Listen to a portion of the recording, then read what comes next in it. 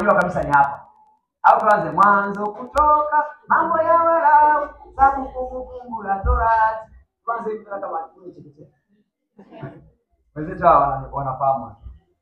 Sura ya 4 Esther, sura ya 16 na 17. Na mimi wote wamefika. Soma sasa.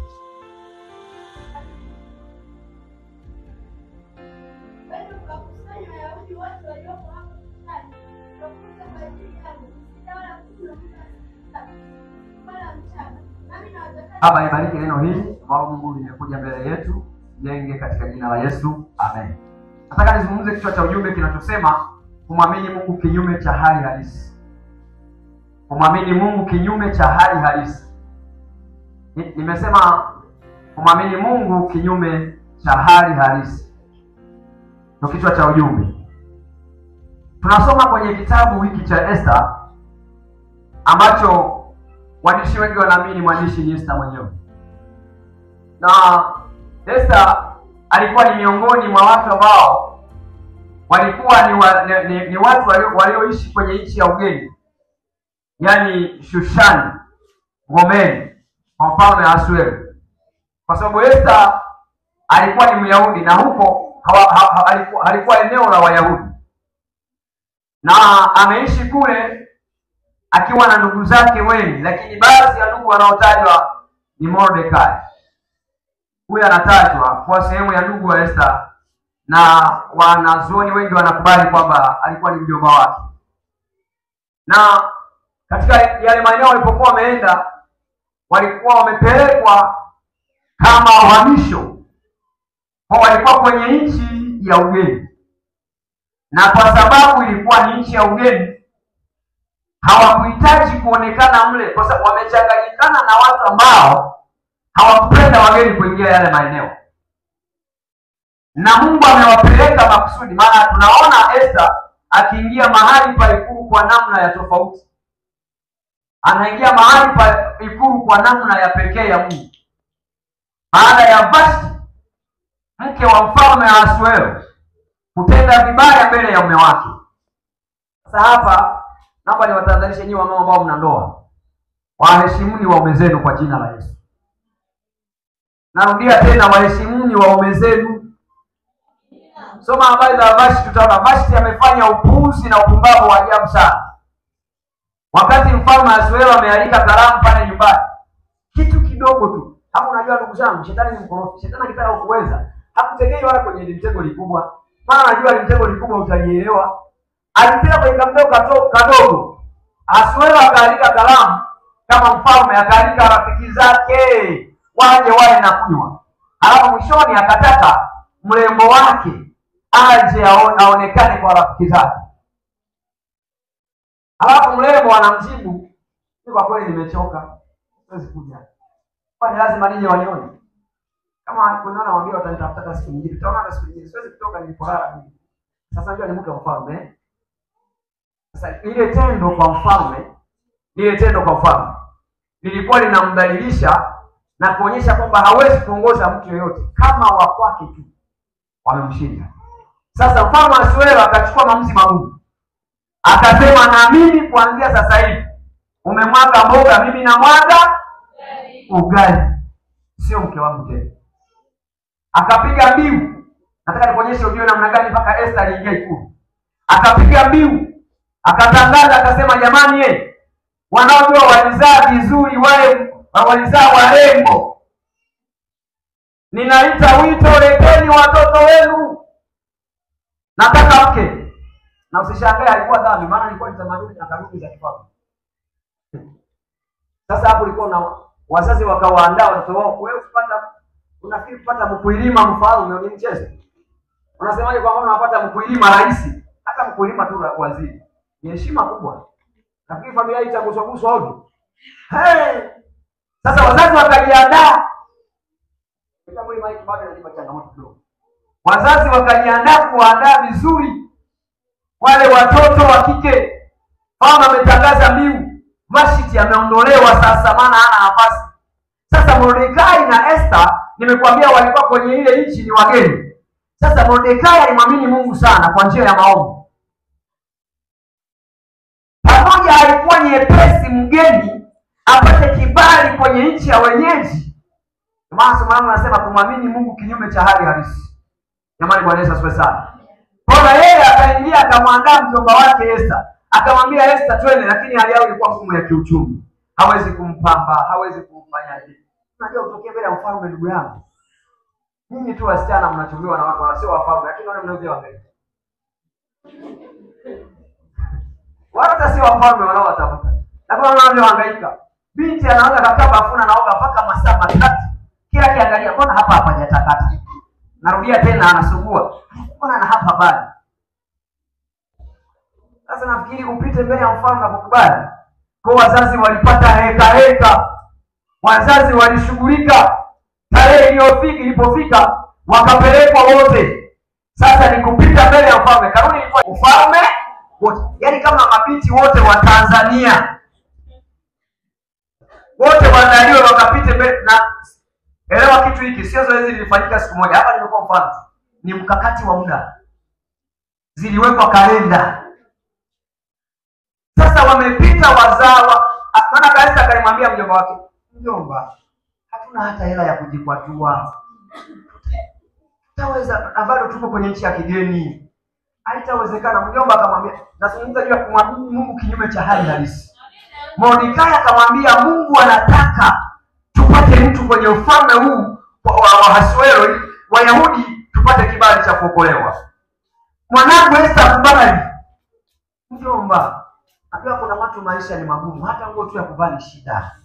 Halafu ndio unashindwanisha ukapite kwa watu ambao wametoka kwenye mabinti wa mawaziri, mabinti wa maliwali, wa naibu, hela zipo. Haikumtishia Mordekai. Anamwamini Mungu kinyume cha hali halisi. Sasa ikafikia wakati wameanza kuzunguka. Wakazunguka na ukishapita mara moja. Inna lillahi wa inna ilaihi. Yaani biashara imeisha imejiruka. Maana huwezi kurudi mara ya pili. Watu ni wengi, hakuna huo mpango. Kwa hiyo wamepita.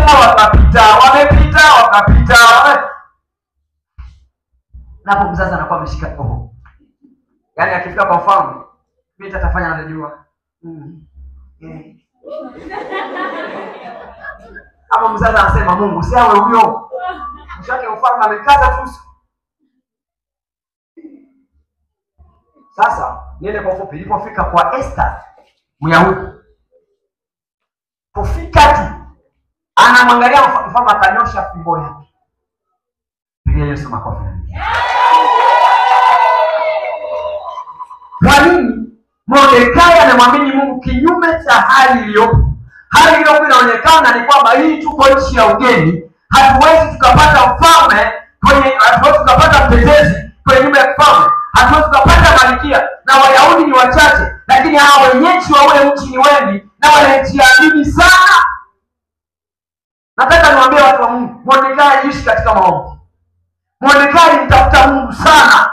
Mordekai alisimama na Mungu kwa viwango vya tofauti. Mordekai alisimama na Mungu kwa viwango ambavyo vinapita hali aliyokuwa anaiona. Nasikilizeni, hali iliyokuwa ya uhalisia ilikuwa hivi. Myahudi ulangi nafasi yoyote kwenye ule ufalme. Ndio hali iliyokuwa.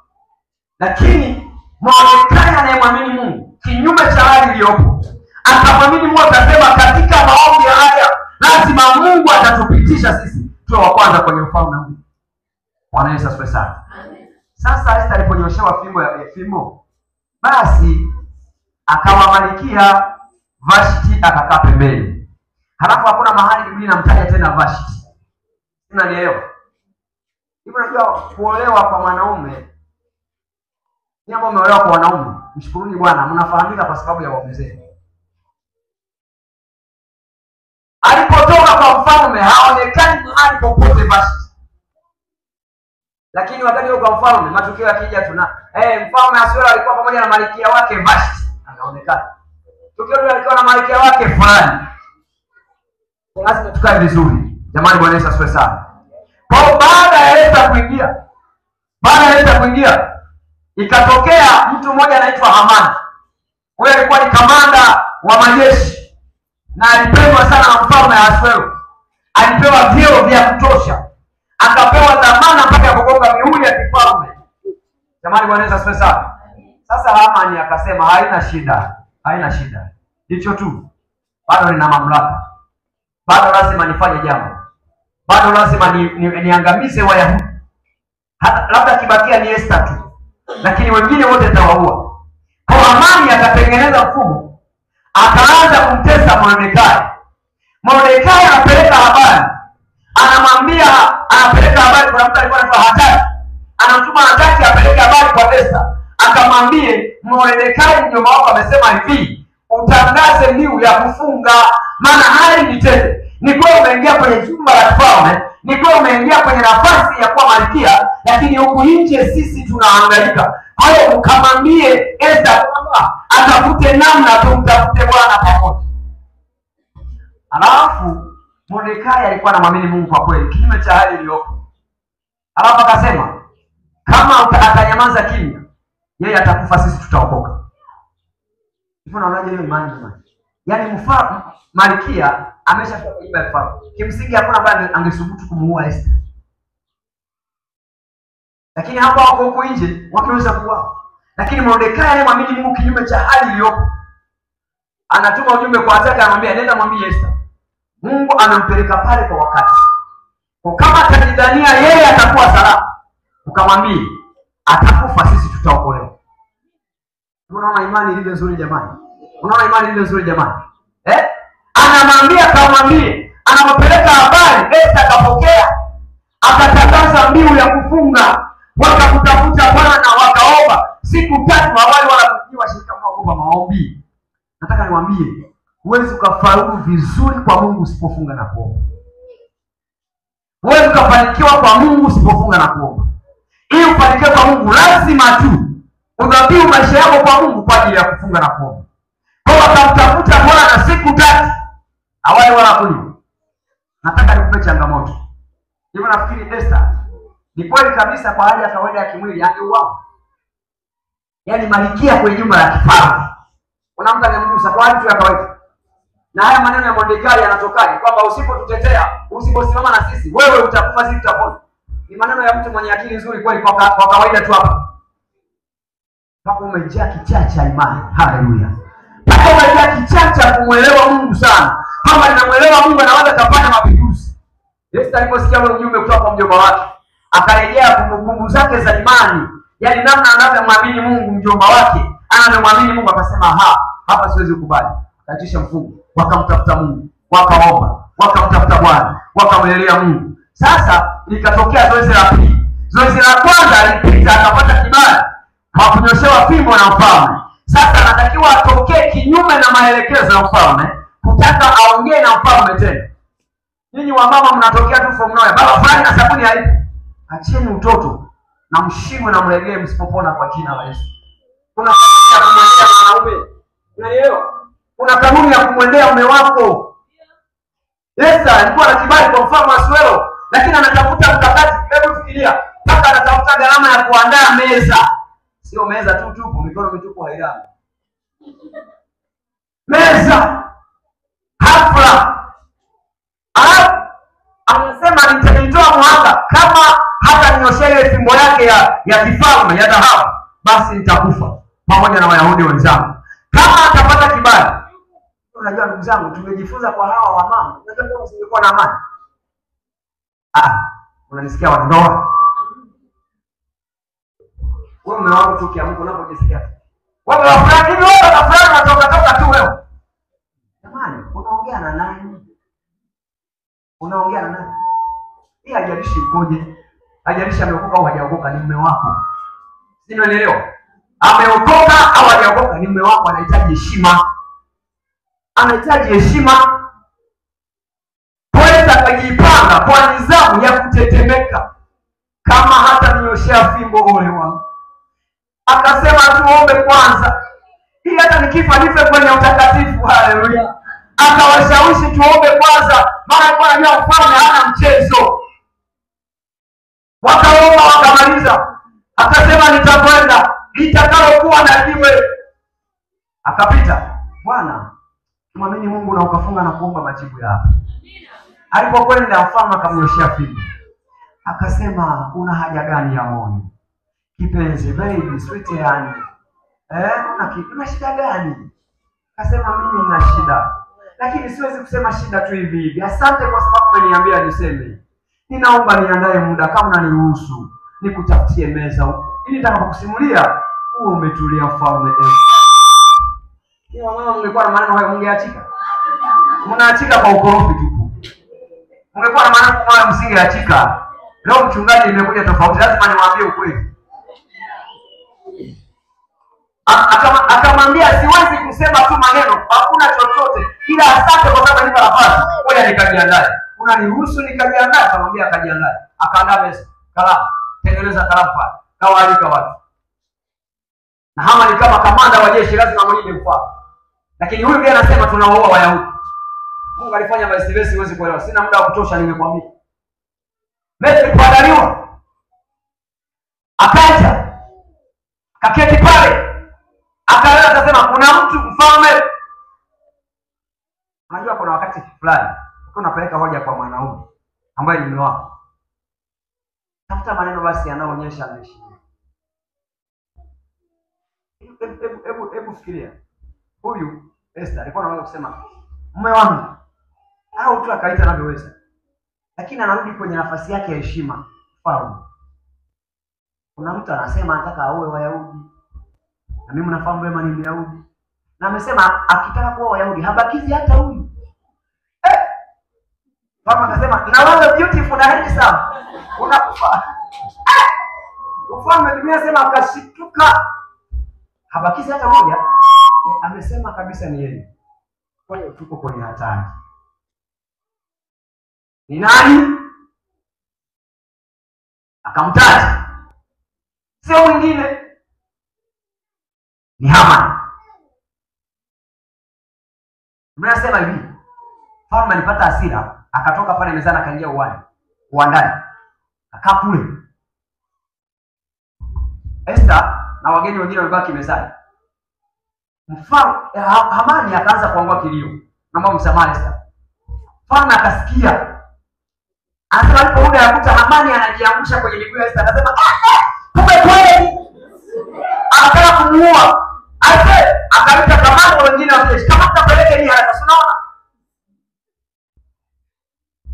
Lakini hekima ya Esther, hekima ya huyu mtu anayemjua Mungu ikaliokoa taifa. Ni habari ndefu sana.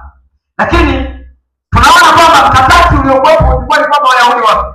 Lakini kwa sababu Mordekai aliyemwamini Mungu kinyume cha hali anayoiona, akapindua mamlaka iliyokuwa imewekwa, akapindua kanuni iliyokuwa imewekwa, akapindua kusudi lililokuwa limekusudiwa. Sikiliza mchana wa leo. Yako makusudi shetani ameyaweka. Lakini ukimwamini Mungu kinyume cha hali halisi, nataka nikwambie kuna mapinduzi yanatokea kwa jina la Yesu. Kuna mapinduzi lazima yaje kwa jina la Yesu. Kuna mambo lazima ufike kwa jina la Yesu. Hakishi watu watakukalini. Lazima usogee kwa hatua nyingine. Lazima usogee kwa hatua nyingine. Hata kama unamwamini Mungu kinyume cha unayoyaona. Jamani, Yesu asifiwe sana. Leo watu wanaona ndoa nyingi zimekufa. Usione wewe kama yako imekufa. Hata kama unaona ina mauti, mwambie Bwana sioni mauti kwenye ndoa. Hata kama unaona kuna viashiria vya mauti, mwambie Bwana sioni mauti na ndoa hai. Hata kama na viwango vya magonjwa vilivyozidi, wengine wana magonjwa mpaka madaktari wamesalenda. Madaktari wamehenzi hapo. Wanasema ugonjwa hautapona. Nataka nikwambie badilisha mtazamo. Hata kama hapa unaona sio halisi, mwambie Bwana sifi na pona. Mwambie Bwana ninaishi. Mwambie Bwana sitakufa. Mwambie Bwana nitaishi tena. Sema amina. Nataka nikwambie lazima tumwamini Mungu kinyume cha hali tunayoiona. Hali unayoiona ni nini? Kuna watu ambao wamejikatia tamaa. Sima kusikia watu wanajipa sumu wanajiua. Yaani anachokiona ni kile kile. Sikiliza, tukimwamini Mungu hatuoni yale yale. Tukimwamini Mungu tunaona tofauti na yale. Hata kama yale yapo mbele yetu yale mabaya, hatuyaoni, tunaona mazuri. Macho yetu yanaruka yanapita juu. Tunatazama tumaini la Bwana. Tunamtazama Bwana kwenye maisha yetu. Tunamtazama Bwana kwenye afya zetu. Tunamtazama Bwana kwenye biashara. Hata kama umesimama na Mungu, unasema Mungu mimi naenda mahali fulani. Haleluya. Imani. Ukimwamini Mungu kinyume cha hali halisi unayoiona, wewe ni tofauti sana. Leo kuna watu hawaamini kama watafika eneo lolote ambalo wanataka kufika lilo zuri. Nataka nikwambie mchana wa leo, hakikisha unamwamini Mungu kinyume cha hali unayoiona. Na nikwambie, Mordekai na Esther wakamuondoa Hamani aliyekuwa adui wao mkuu wa Wayahudi. Wakamuondoa Hamani. Leo hii kuna vitu tunapambana tumiondoe kwa akili zetu. Acha akili yako, weka pembeni. Tumie Bwana katika akili yako. Mruhusu Bwana katika akili yako. Kuna wakati unaingia kushughulika na tatizo. Unajua mimi nikimpeleka huyu kama mahakamani atanipa taraka. Wewe ulitoka nyumbani kutafuta taraka. Hello? Ulipokuwa unatoka nyumbani kwenda kuolewa, ulikuwa unaenda kutafuta taraka kwa huyo mume wako. Mbona unawaza umpeleke mahakamani kwa taraka?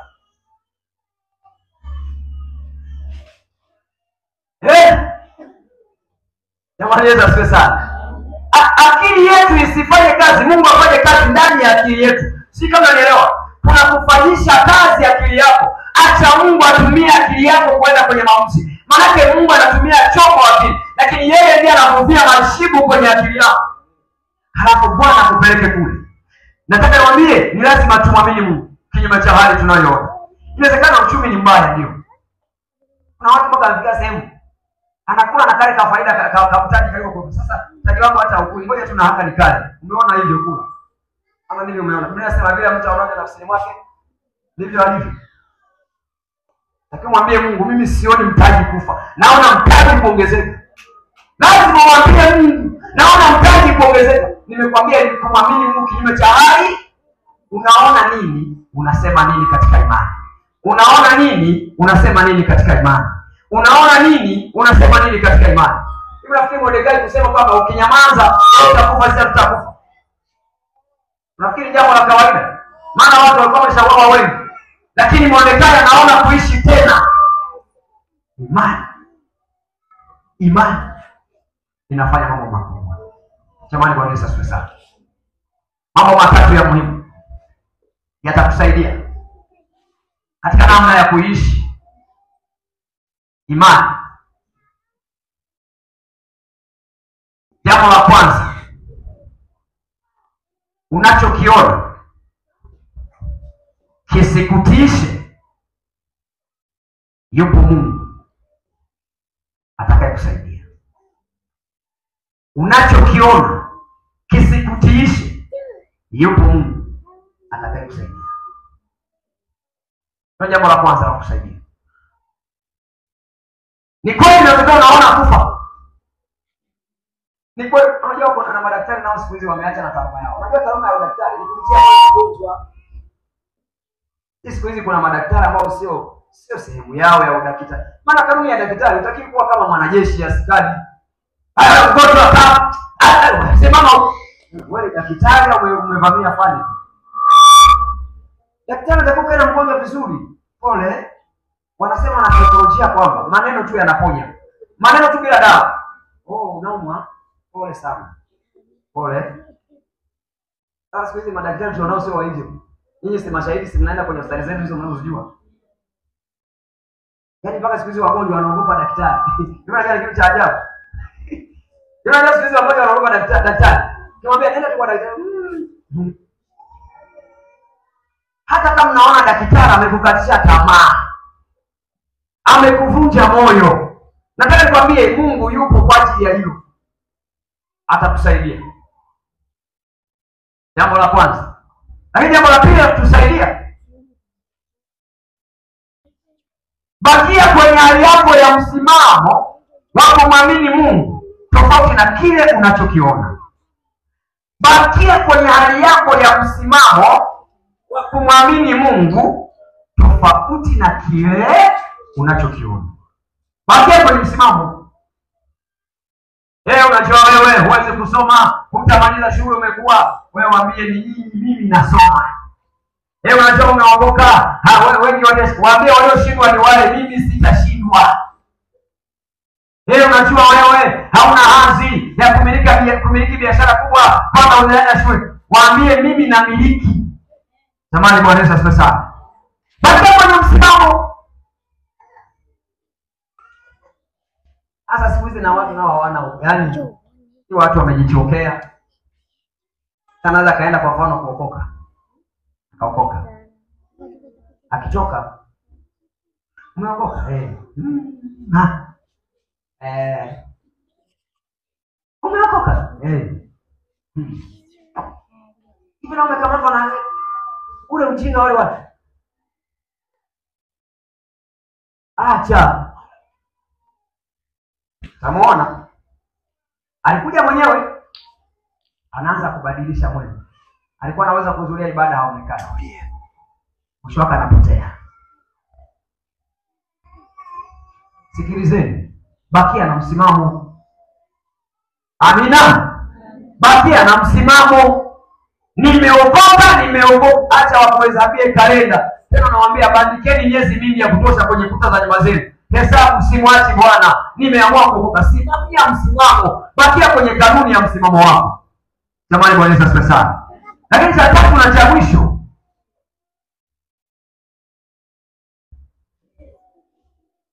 uwe una muda wa kufunga na kuomba ili kuwa karibu sana na Mungu. Uwe na muda wa kufunga na kuomba ili kuwa karibu sana na Mungu. Sasa hapa ndipo Wakristo wengi na wakore wenzangu tunafeli. Tunataka Yesu, hatutaki kumtafuta Yesu. Unajua ni jambo la ajabu, unataka kula, alafu unataka kutafuta chakula. Na nakutafutie kwa mfano. Unataka hela, alafu unataka kufanya kazi. Ndio maana watu wanaingia mpaka kwenye imani potofu. Fanya kazi. Naliona gari, ninakuja watu una hela. Magari yanakuja wenye hela. Nyumba yako hiyo hapo. Pokea. Sema talala chumba fulani. Wageni tawaweka kwenye kitchen sebule fulani. Hiyo hapo nyumba iko wapi? Umefanya kazi. Una hela. Lakini yote yanatokana na udhaifu. Watu wana udhaifu. Hawamtafuti Mungu sawa sawa. Wanataka vitu vya shortcut, vitu vyepesi. Funga na kuomba ukimtafuta Mungu ili wewe uwe karibu na Mungu. Bwana Yesu asifiwe sana. Sasa kuna mazingira ambayo na kumalizia nikaombe na watu hapa. Wakati mwingine umefikia eneo ambalo umekatishwa tamaa. Yaani kuna watu hata hivi ninavyoongea amebakiza dakika chache achukue maamuzi magumu. Yaani kama ni kuolewa au ni kuoa ni hivi. Na acha kabisa. Hayo maamuzi sio sawa. Nimekuja kukukumbusha mchana wa leo. Funga, mtafute Bwana, kaa karibu na Mungu, Mungu atakupa majibu. Mtu mwingine anasema kama hali ya uchumi ni hii, afadhali nimeze kidogo cha panya. Sio maamuzi. Sio tena mngejua mnaokwenda nyinyi. Imeja mtu akifa na hukumiwa. Sika mnaelewa unafanyaje, unajiua, unajininginiza kwenye kamba, unakula kidogo cha panya na nini? Umekuwa panya wewe.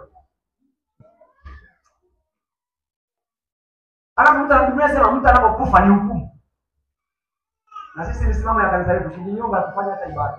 Yaani hata kidogo. Lakini sio suluhisho hilo. Jamani, Yesu asifiwe sana. Mwenye suluhisho yupo leo ambaye ni Yesu. Sasa kanuni za kumpata ni wajibu wako wewe. Maana Yesu yupo.